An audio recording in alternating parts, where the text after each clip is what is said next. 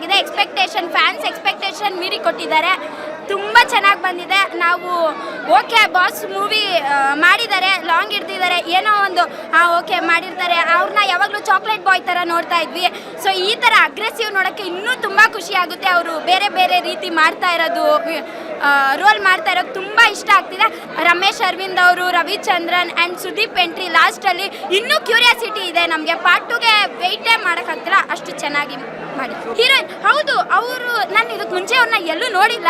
Seriously ಅವರು newly ಬಂದಿರೋ ಥರನೇ ಇಲ್ಲ, ಹಂಗಿದೆ ಅವ್ರ ಆ್ಯಕ್ಟಿಂಗ್ ಮಾತ್ರ. ಅವ್ರ ಡೈಲಾಗ್ ಡೆಲಿವರಿ ಆಗಿರ್ಬೋದು, ಸೀರಿಯಸ್ಲಿ ನೆಕ್ಸ್ಟ್ ಲೆವೆಲ್ ಆ್ಯಕ್ಟಿಂಗ್ ಮಾಡಿದ್ದಾರೆ ಅವರು. ನಮ್ಮ ಬಾಸ್ಗೆ ಪರ್ಫೆಕ್ಟಾಗಿ ಪೇರ್ ಆಗಿದ್ದಾರೆ, ಚೆನ್ನಾಗಿದೆ.